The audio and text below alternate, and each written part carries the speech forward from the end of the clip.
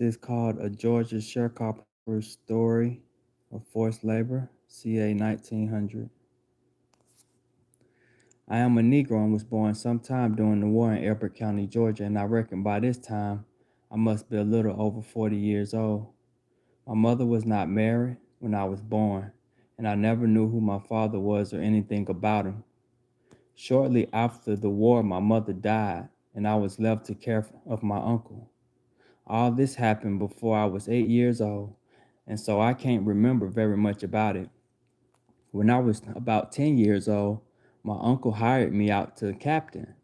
I had already learned how to plow and was also a good hand at picking cotton. I was told that the captain wanted me for his houseboy, and that later on he was going to train me to be his coachman.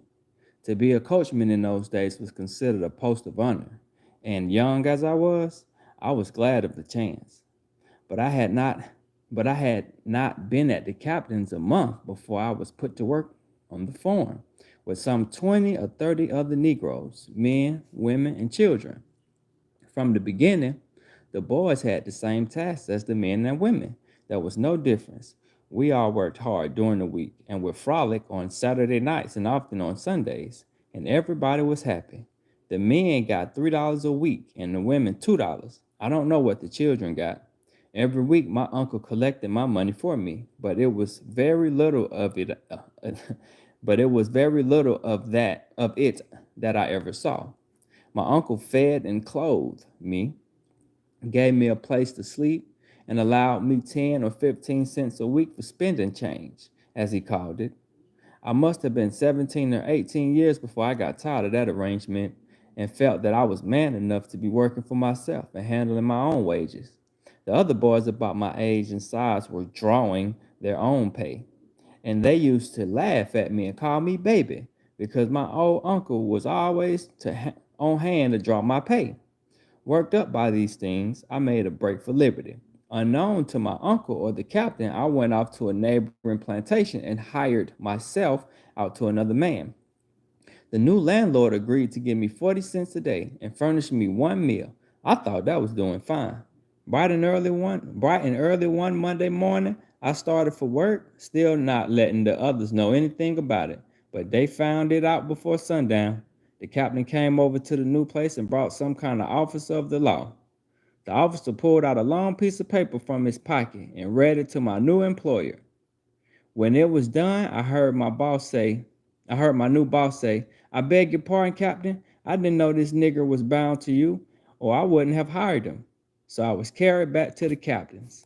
That night, he made me strip off my clothing down to my waist, had me tied to a tree in his backyard, ordered his foreman to give me 30 lashes with the buggy whip across my bare back, and stood by until it was done. After that experience, the captain made me stay on his place night and day, but my uncle continued to draw my money. I was a man nearly grown before I knew how to count from 1 to 100. I was a man nearly grown before I ever saw a colored teacher. I never went to school a day in my life. Today I can't write my own name, though I can read a little.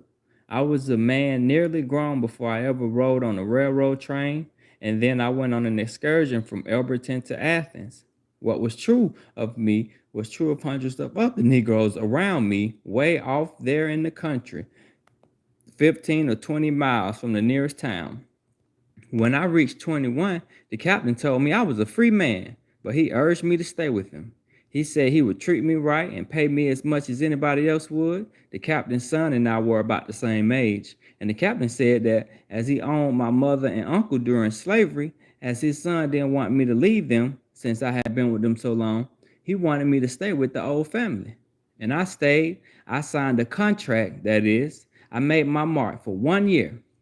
The captain was to give me $3.50 a week and furnish me a little house on a plantation, a one room log cabin similar to those used by his other laborers. During that year, I married Mandy. For several years, Mandy had been the house servant for the captain, his wife, his son, and his three daughters, and they all seemed to think a good deal of her.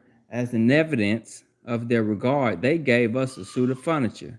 which cost about her place in the big house. I'm sorry, which cost about $25. And we set up housekeeping in one of the captain's two-room shanties. I thought I was the biggest man in Georgia. Mandy still kept her place in the big house after our marriage. We did so well for the first year that I renewed my contract for the second year, and for the third year, the fourth and fifth year, I did the same thing. Before the end of the fifth year, the captain had died, and his son, who had married some 2 years or 3 years before, took charge of the plantation. Also, for 2 or 3 years, this son had been serving at Atlanta in some big office to which he had been elected. I think it was in the legislature or something of that sort. Anyhow, all the people called him Senator. At the end of the fifth year, the senator suggested that I sign up a contract for 10 years. Then he said we wouldn't have to fix up papers every year. I asked my wife about it. She consented, and so I made a 10-year contract. Not long afterward, the senator had a long, low shanty built on his place. A great big chimney with a wide open furnace was built at one end of it and each side of the house, running lengthwise. There was a row of frames or stalls just large enough to hold a single mattress. The places for these mattresses were fixed one above the other so that there was a double row of these stalls or pins on each side. They looked for all the world like stalls for horses. Since then I have seen cabooses similarly arranged as sleeping quarters for the railroad laborers. Nobody seemed to know what the senator was fixing for. All doubts were put aside one bright day in April when about 40 able-bodied Negroes bound in iron chains, some of them handcuffed, were brought out to the senator's farm in three big wagons. They were quartered in long, low shanty, and it was afterward called the stockade. This was the beginning of the senator's convict camp. These men were prisoners who had been leased by the senator from the state of Georgia at about $200 each per year. The state agreed to pay for guards and physicians, for necessary inspections, for inquests, all rewards for escaped convicts, the cost of litigation, and all other incidental camp expenses. When I saw these men in shackles and the guards with their guns, I was scared nearly to death. I felt like running away, but I didn't know where to go. And if there had been any place to go to, I would have to leave my wife and child behind. We free laborers held a meeting. We all wanted to quit. We sent a man to tell the senator about it. Word came back that we were all under contract for 10 years and that the senator would hold us to the letter of the contract or put us in chains and lock us up the same as the other prisoners. It was made plain to us by some white people we talked to that in the contracts that we had signed and we had all agreed to, be locked up in the stockade at night. Hold on, let me go back. Okay. We had all agreed to be locked up in the stockade at night or at any other time that our employer saw fit. Further, we learned that we could not lawfully break our contract for any reason and go hire ourselves to somebody else without the consent of our employer. And more than that, if we got mad and ran away, we could be run down by bloodhounds, arrested without process of law, and be returned to our employer, who, according to the contract, might beat us brutally or administer any other kind of punishment that he thought proper. In other words, we had sold ourselves into slavery. And what could we do about it? The white folks had all the courts, all the guns, all the hounds, all the railroads, all the telegraph wires, all the newspapers, all the money, and nearly all the land. And we had only our ignorance, our poverty, and our empty hands. We decided that the best thing was to shut our mouths and say nothing and go back to work. And most of us worked side by side with those convicts during the remainder of the 10 years. But the first batch of convicts was only the beginning. Within 6 months, another stockade was built, and 20 or 30 other convicts were brought to the plantation. Among them, 6 or 8 women. The senator had bought an additional 1,000 acres of land, and to his already large cotton plantation, he added 2 great big sawmills and went into the lumber business. Within 2 years, the senator had in all already a large cotton plantation. He had added two great big sawmills and went into the lumber business. Within 2 years, the senator had in all nearly 200 Negroes working on his plantation. About half of them free laborers, so-called, and about half of them convicts. The only difference between the free laborers and the others was that the free laborers could come and go as they pleased at night. That is, they were not locked up at night and were not, as a general thing, whipped for slight offenses. The troubles of the free laborers began at the close of the 10-year period. To a man, they all wanted to quit when the time was up. To a man, they all refused to sign new contracts, even for 1 year, not to say anything of 10 years. And just when we thought our bondage was at the end, we found that it really had just begun. 2 or 3 years before, or about a year and a half after the senator had started his camp, he established a large store, which was called the commissary. All of us free laborers were compelled to buy our supplies, food, clothing, etc. from that store. We never used any money in our dealings with the commissary, only tickets or orders. And we had a general settlement once each year. In October, in this store, we would charge all sorts of high prices for goods because every year we would come out in debt to our employer. If not that, we seldomly had more than $5 or $10 coming to us, and that's for a whole year's work. Well, at the close of the 10th year, when we kicked and meant to leave the senator, he said to some of us with a smile, and I will never forget that smile. I can see it now. Boys, I'm sorry you're going to leave me.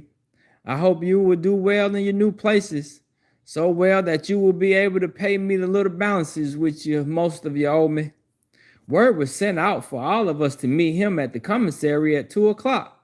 There he told us that after we had signed and what he called a written acknowledgement of our debts, we might go and look for new places. The store took us, check this out, y'all. The store took us one by one, read to us statements of our accounts. According to the books, there was no man of us who owed the senator less than $100. Some of us were put down for as much as $200. I owed $165, according to the bookkeeper. These debts were not accumulated during 1 year, but ran back for 3 and 4 years, so we were told. In spite of the fact that we understood that we had a full settlement at the end of the year, but none of us would have dared to dispute a white man's word. Oh no, not in those days. Besides, we fellas didn't care anything about the amounts just to get away. We were getting away. And we had been told that we might go if we signed the acknowledgments. We would have signed anything just to get away. So we stepped up, we did, and made our marks. That same night, we were rounded up by a constable, 10 or 12 white men who aided him, and we were locked up, every one of us, in one of the senator's stockades. The next morning, it was explained to us by the two guards appointed to watch us that in the papers we had signed the day before, we had not only made acknowledgement of our indebtedness, but that we had also agreed to work for the senator until the debts were paid by hard labor. And from that day forward, we were treated just like the convicts. Really, we had made ourselves lifetime slaves or peons, as the law called us, but call it slavery, peonage, or whatnot. The truth is we lived in a hell on earth what time we spent in the senator's peon camp. Bro, this is deep, bro. Like everything Dane talk about, bro, like this confirms it, bro. And like the way they did it, the convict camp, that what they did, bro. Yo, we get deeper, y'all. Check this out. We're gonna stop, but now I gotta keep going. I lived in that camp as a peon for nearly 3 years. My wife fared better than I did, as did the wives of some of the other Negroes, because the white men about the camp used these unfortunate creatures as their mistresses.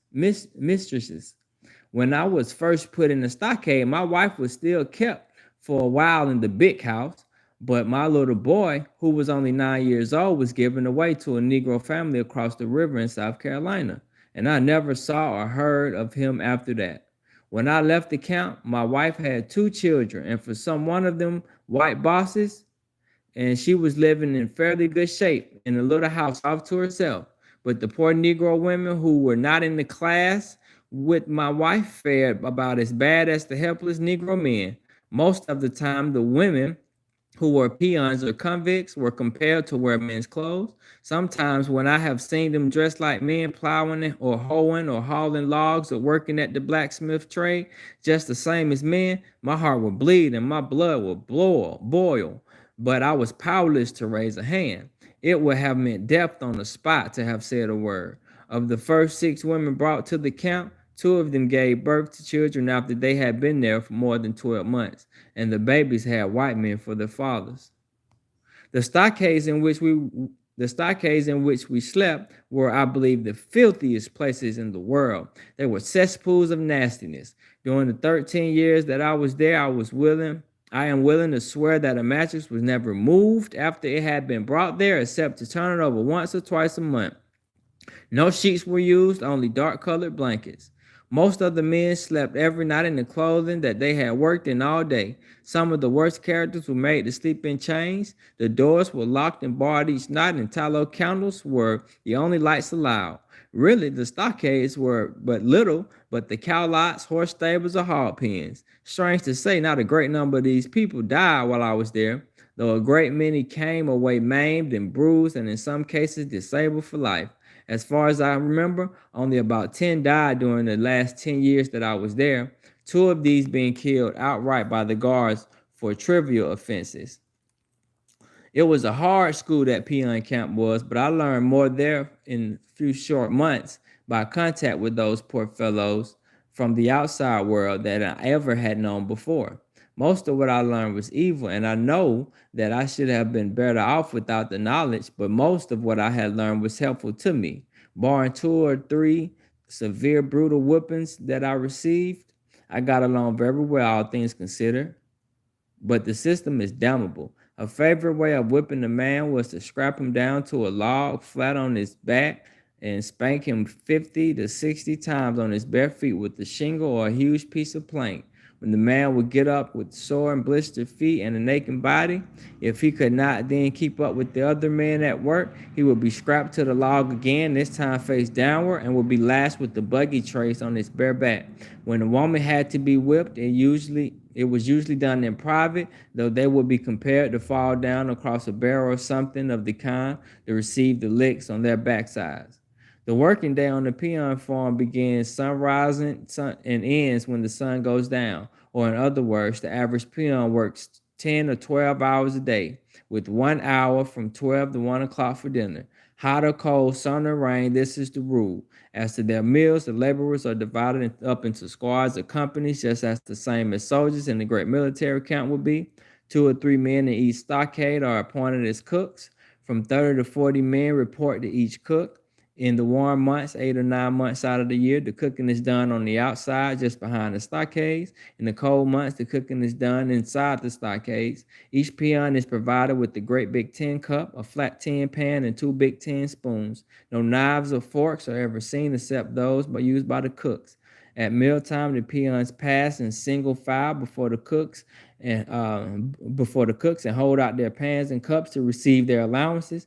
Cowpeas, red or white, which when boiled turn black, fat bacon and old-fashioned Georgia cornbread, baked in pones from 1 to 2 to 3 inches thick, make up the chief's articles of food. Black coffee, black molasses, and brown sugar are also used abundantly. Once in a great while on Sundays, biscuits would be made, but they would always be made from the kind of flour called shorts. As a rule, breakfast consisted of coffee, fried bacon, cornbread, and sometimes molasses, and 1 helping of each that was allowed. Peas boiled with huge hunks of fat bacon, and a hoe cake as big as a man's hand, usually answered for dinner. Sometimes this dinner bill of fare gave place to bacon and greens, or collard or turnip, and pot liquor. Though we raised corn, potatoes, and other vegetables, we never got a chance at such things unless we could steal them and cook them secretly. Supper consisted of coffee, fried bacon, and molasses. But although the food was limited to certain things, I am sure we all got plenty of the things allowed. As coarse as these things were, we kept as a rule fat and sleek and strong as mules, and that too in spite of the fact that we had no special arrangements for taking regular baths, and no very great effort was made to keep us regularly in clean clothes. No tables were used or allowed. In summer, we would sit on the ground and eat our meals, and in the winter, we would sit inside the filthy stockades. Each man was his own dishwasher. That is to say, each man was responsible for the care of his pan and cup and spoons. My dishes got washed about once a week.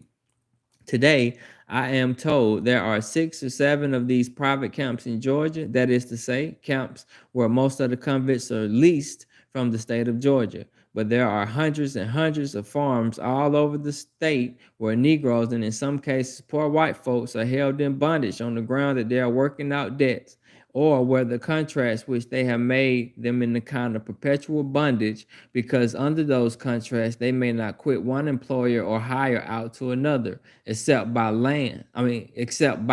and with the knowledge and consent of the former employer.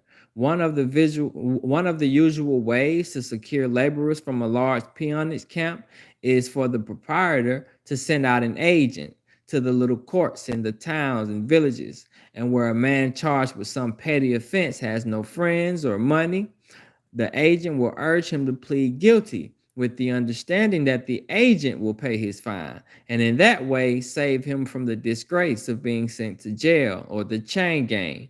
For this high favor, the man must sign beforehand a paper signifying his willingness to go to the farm and work out the amount of the fine imposed. When he reaches the farm, he has to be fed and clothed, to be sure, and these things are charged up to his account. By the time he has worked out his first debt, another is hanging over his head, and so on and so on, by a sort of endless chain for an indefinite period. As in every case, the indebtedness is arbitrarily arranged by the employer. In many cases, it is very evident that the court officials are in collusion with the proprietors or agents, and that they divide the graft among themselves. As an example of this dickering among the whites, every year many convicts were brought to the senator's camp from a certain county in South Georgia, way down in the Turpentine district. The majority of these men were charged with adultery, which is an offense against the laws of the great sovereign state of Georgia. Upon inquiry, I learned that down in that county, a number of Negro lewd women were employed by certain white men to entice Negro men into their houses, and then on certain nights at a given signal, when all was in readiness, raids would be made by the officers upon these houses, and the men would be arrested and charged with living in adultery. 9 out of the 10 of those men so arrested and so charged would find their way ultimately to some convict camp, and as I said, many of them find their way every year to the senator's camp while I was there. The low-down women were never punished in any way. On the contrary, I was told that they always seemed to stand in high favor with the sheriffs, constables, and other officers. There can be no room to doubt that they assisted very materially in furnishing laborers for the prison pens of Georgia, and the belief was general among the men that were regularly paid for their work. I could tell more, but I've said enough to make anybody's heart sick. I am glad that the federal authorities are taking a hand in breaking up this great and terrible iniquity. It is, I know, widespread throughout Georgia and many other southern states. Since Judge Spear fired into the gang last November at Savannah, I noticed that arrests have been made of 7 men in 3 different sections of the state, all charged with holding men in peonage. Somewhere, somehow, a beginning of the end should be made. But I didn't tell you how I got out. I didn't get out. They put me out.